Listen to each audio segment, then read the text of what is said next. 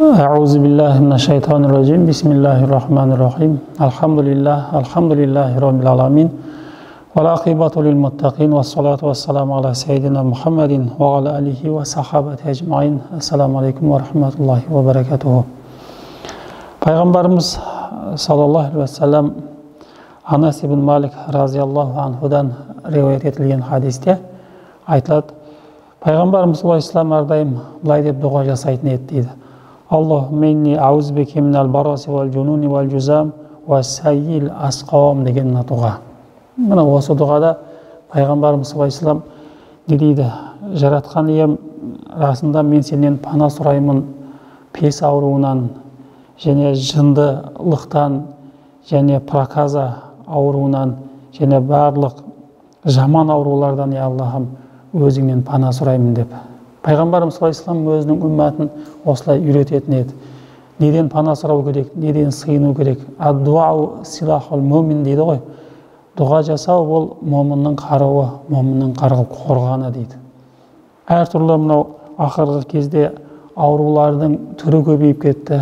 Аурулардың емі жоқ аурулардың шығып кетті. Мысалы, Пайғамбарымыз саллаллаху алейхи ва саллям өзінің үмметін Аллах Тағалаға сыйынуға, қандай жағдайда болса да Аллах Тағаладан қорған тілеуге үйретіп жатыр. Міне осы хадисте қарап отыратын болсақ, белгілі бір аурулардың атын атап айтып жатыр, кейін жалпы ауруларды айтып жатыр. Бұлай мән беріп қарайтын болсақ, бұл жерде ең біріншісі Аллахумма инни аузубика минал барас деп, әлгі денедегі ақ белгілердің көбейіп кетуін, яғни бағанағы пес ауруы, адам тері ауруларынан пана сұраймын деп ең бірінші соны қойып жатыр. Неге? Егер адамның денесінде ақтық басып кететін болса, адамның өзі де ыңғайсыз болады, адамдармен араласуы, қоғаммен араласуы да ыңғайсыз болады, адамның барлық қоғам былай айтқанда жиіркеніп қарайтын болады, ол барған жерде адамдар одан қашатын болады, ақыры адамдардан ажырап бөлек болып, мына өмірдің қиыншылығына жолығады. Өмірді, тағдырды кінәлауға тура келеді. Сол үшін де Пайғамбарымыз саллаллаху алейхи ва саллям осы жаман аурудың атын атап, мені осы пес ауруынан Аллахым өзің сақтағын деп дұға етіп жатыр. Одан кейін барып екінші аурудың түріне қарасақ, вәл жүнун, жынды болудан, ақыл естен айырылып қалудан пана сұраймын деп жатыр. Аллах Тағала адамға берген нығметтердің ең үлкен нығметі ол не екен? Ақыл нығметі екен. Адамның ақылы болса, барлық орнында болса, ол адам есебінде болады. Егер де ақылынан айырылып қалатын болса, адамдықтан шығып қалады. Мынау шариғаттағы Алланың бұйрықтарының барлығы сол адамның тікелей ақылына қатысты. Ақыл есі дұрыс болса, оған намаз парыз, ақыл есі дұрыс болса, оған зекет парыз деп. Одан кейінгісі уәл жүзам деп, жүзам проказа ауруынан да Алла сенен пана сұраймын деп келтіріп жатыр. Бұл проказа деген ауру адамның денелерінің, мүшелерінің іріп, түп негізінен іріп түсіп қалуын айтады. Осы жаман аурудан Пайғамбарымыз басқа хадисте келтіреді, фирра минал жүзами фирора каминал асади деп. Бағана проказа ауруымен ауырып жатқан адамнан қашқын, арысланнан қашқандай деп. Яғни бұл жерде адам өзінің денсаулығының қаншалықты қымбат нәрсе екендігін көрсек болады. Осыны сақтау керек екендігін. Біреу проказа ауруымен ауырып жататын болса, ауырып жүрген болса, бағанағы денесінің мүшелерінің шіріп түсіп қалу ауруымен, ондай аурудан қашыңдар, арыстаннан қашқандай деп. Бұл жерде сақтануға беріп жатыр.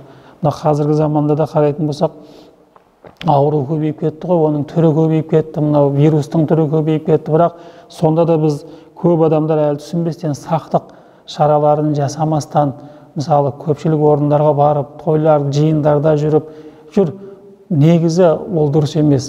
Пайғамбарымыз саллаллаху алейхи ва саллям сақтанғын, денсаулығыңа қарағын деді ма, адам өзінің денсаулығына, өзінің бала-шағасына, қоғамына әрекет жасау керек, қарау керек екенді. Ондай жерге бармастан, өзі температурасы шығып, ыстықпасы шығып, ауырып тұрған болса, онда ол да адамдардың арасына бармау керек.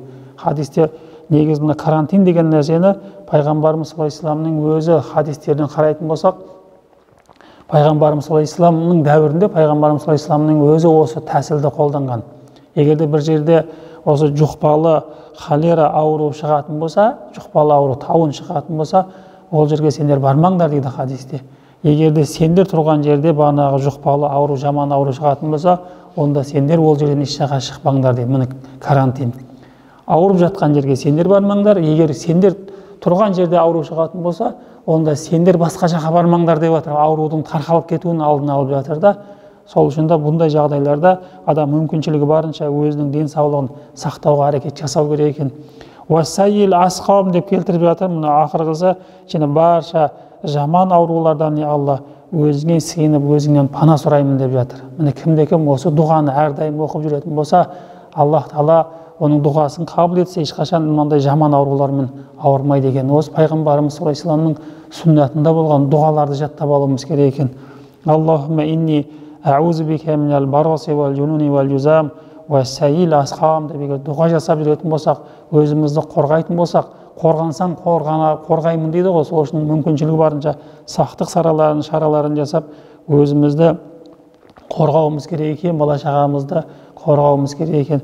Енді кейде адам ауырып қалады, басына мусибат жетеді, оның емдеу қалай тәсілдерін шариғат көзқарасымен қалай емдесек болады, не істеуіміз керек десе, біріншіден білуіміз керек. Мына Шура сүресінің 30-шы аятында Аллах Тағала айтады: астағфирулла ва ма асабакум мин мусибатин фабима касабат айдикум дейді. Сендерге қандай мусибат, қайғы, қасірет, бағанағы зиян жететін болса, онда біліңдер дейді, бұл сендердің өздеріңнің істеген істерің себепті, өздеріңнің қолдарың жасаған амал себепті осы бастарынан келіп жатқан нәрсе. Адамның басына ауру келсе де, ол өзінің жасаған күнәлары себепті. Адамның басына қайғы, қасірет келсе де, адамның өзінің жасаған бағанағы күнәлары себепті болады екен. Мұны қарап отыратын болса, қазір әлемде әртүрлі жағдайлар болып жатыр. Бір жерде от жанып жатса, бір жерде су басып жатыр. Бір жерде құрғақшылық болып жатса, бір жерде егіннің барлығы судың астында қалып жатыр. Үлкен-үлкен қатты желдерден келіп, адамдардың үйлерін бұзып кетіп жатқан жағдайлар болып жатыр. Кейбір жерде көретін болсақ, әлгі жәндіктердің, құрт-құмырсқалардың басып егіндерді жеп кетіп жатқан жағдайы болып жатыр. Бұның барлығы бекер емес екен. Адамдардың Аллах Тағаладан алыстап кеткендігі, адамдардың жүрегіндегі мейірімнің жоғалғандығы, адамдардың бір-біріне деген әлгі бауырмашылықтың, бір-біріне деген көмектің, садақаның жоғалып кеткендігі себепті, жердің бетінде күнәнің көбейіп кеткендігі себепті Аллах Тағала осындай бәлелерді жібереді екен. Құранда аяттар бар. Біз сендерге өзіміздің аяттарымызды, белгілерімізді көрсетеміз, сонда сендер оларды танисыңдар, білесіңдер дейді. Бұның барлығы Аллах Тағаланың бізге жіберіп жатқан бәлесі адамдардың бұзылып кеткендігі себепті, адамдардың Алладан алыстап кеткендігі себепті, адамдардың күнә жасағандығы себепті. Бұның барлығынан қалай құтыламыз десе, тәубе екен.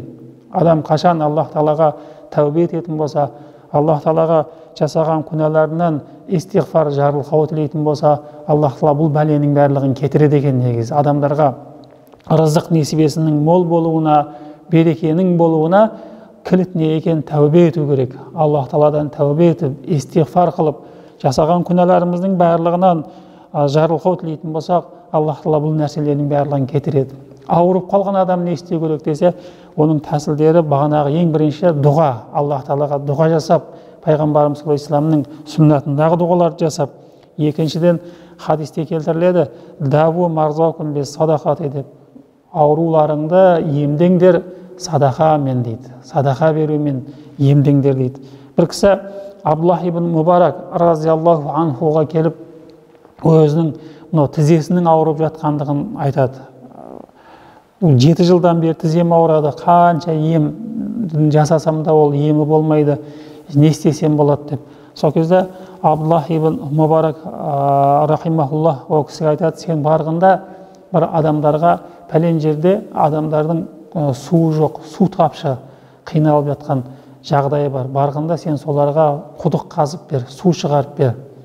Аллах Тағала ауруыңа шипа береді деп. Сонда бұл кісі бардым дейді, сол жерден құдық шығардым дейді, адамдарға су қазып шығарып берген едім дейді. Аллах Тағала менің тіземе шипа берді, аяғым түзеліп кетті дейді. Қараңыздар, және бір жағдай келтіріледі. Бір кісінің қызы ауырады, туылғаннан докторлардан врачтардың алдынан шықпастан дәрі дәрмектің барлығын береді, бірақ еш емделмейді. Қанша уколдар, системалар салады, бірақ оның қызы емделмейді екен да. Сонда бағанағы ғалымнан барып сұрайды ғой, осынша шығын шығып жатыр, бірақ қызым емделіп жатқан жоқ, не істейін деп. Сол кезде оған осы хадисті айтады ғой, даву марзокин бес садақаты деп, садақа жасаған ауруларыңды, пайғамбарымыз саллаллаху алейхи айтқан, ауруларыңды садақа беру арқылы емдеңдер деп айтқан, сен садақа бер, иншалла Аллах Тағала сенің қызыңа шипа береді деп. Сонда бұл кісі айтады, мен барып дейді садақа жасадым дейді, бірақ қарасам қызыма шипа болған жоқ дейді. Келіп сұрадым дейді, сіз садақа бер, қызыңа Аллах Тағала шипа береді деп айттыңыз, мен бірақ садақа жасасам да әлі қызыма шипа берген жоқ қой Аллах Тағала деп. Сол кезде сұрайды ғой, сен дәулетті адамсың сен деп, саған Аллах Тағала рызық несібен молынан беріп қойған, сен садақа берсең өзіңнің дәулетіңе жараса садақа бер деп. Яғни адамға мал дүние деген нәрсе, бұл ақша байлық деген нәрсе адамға сондай тәтті етіп қойылған, оны жұмсағысы келмейтін, неге жұмсау қиын, біреуге беру оны қиын да. Маңдай теріммен тапқан нәрсемді қалай мен оңайша беріп қояды екенмін деп адамның ішінде сондай нәпс деген тұрады ғой енді. Сонда сен байлығыңа жараса садақа берген деп айтқан екен да. Сонда бұл иә деп, ол жарайды деп барғанда өзінің бағанағы байлығына жараса садақа жасамақшы болады. Көлігіне барып әлгі продуктаның барлығын толтырады. Күріш бар ма, майы бар ма, бағанағы картошка, сәбіз, пияз дейміз ба, барлық нәрсені машинасына толтырып алады да мұқтаж адамдарға тарқата бастайды ғой. Жағдайы төмен, көп балалы, өмірде қиналып отырған жанұяларға бағана продуктасын мол-молынан тарқатады. Соны тарқатып болғаннан кейін кешке келсем дейді, қызымның жағдайы жақсы дейді да бағана. Соңында түсіндім мен дейді, кешеге қызыма сатып алған уколдарым, дәрілерім ақырғы дәрілер екендігін, дәрі-дәрмек екендігін түсіндім дейді да. Қызым содан кейін жақсы болып кетті дейді. Бағанағы мен Аллах Тағала маған берген байлыққа жараса адамдарға садақа жасадым дейді. Адамдардың көңіліне қуаныш сыйладым дейді. Міне сол адамдардың көңіліне берген қуанышы, жасаған садақасы мына қызына шипа болып келген екен да. Дағын бұл бағана ғалымның берген бұл кеңесі, мен садақа жасадым, бірақ қызыма шипа болған жоқ қой деген кезде, сен садақа жасаған кезіңде шипа ниетімен садақа жаса деген екен. Ниетке де байланысты. Иннамал амал бинният дейді ғой. Барлық нәрсе ниетке жараса болады деп. Адам ауырып жатыр, өзі ауырып жатыр, немесе әкесі, немесе қызы бір бауыры ауырып жатқан болса, соған шипа Аллах Тағаладан тілеп, шипа ниетінде бағанағы садақаны жасайтын болса, Аллах Тағала оған шипа береді екен. Бұл кісі айтады, содан кейін дейді, қызым жақсы болып кетті дейді. Содан кейін мен көңіліме бағанағы иман, бағанағы көңіліме қуаныш кірді. Садақа деген нәрседен тыйылмайтын болдым дейді. Қай жерге қандай қол созу көмек керек болатын болса, аянбастан соны беретін болдым дейді. Қызым Аллаға шүкір жақсы болып кетті дейді. Міне сол үшін де біз білуіміз керек болған нәрсе, бағанағы садақа берген кезде шипа ниетімен беретін болсақ, Аллах Тағала шынымен де шипасын береді екен. Және бір біліп қоятын нәрсеміз, хайжама деген нәрсе бар. Пайғамбарымыз саллаллаху алейхи өзі хайжама жасатқан, және үмметіне да осы хайжамада шипа бар деп айтқан. Ол хайжама деген нәрсе адамның денесінен арам қандарды алып тастау әдісі. Бұл исламда бұрыннан сол пайғамбарымыз саллаллаху алейхи дәуірінен қолданыста бар нәрсе. Адамдарына давление аурулары болады, тағын түрлі ауруларға ем болатын нәрсе.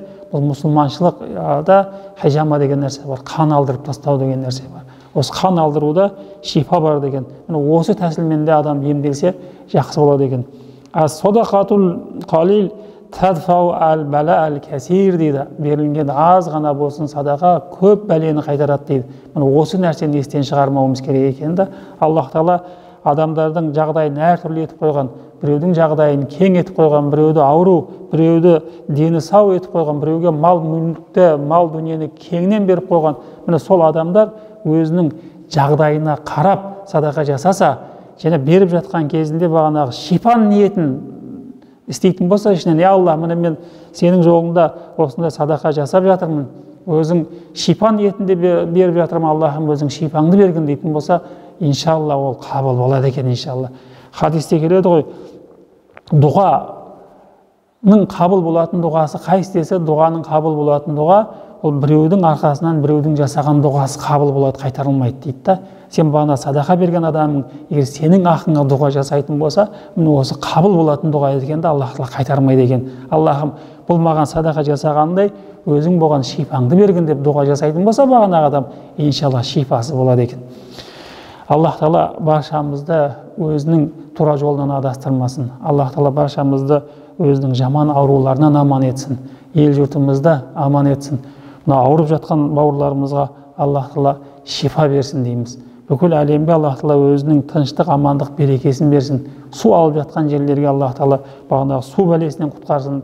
Өрт алып жатқан жерлерді Аллах Тағала өрт бәлесінен сақтасын. Ел жұртымыз аман болсын. Ва ахиру давана анил хамдулиллахи роббил аламин.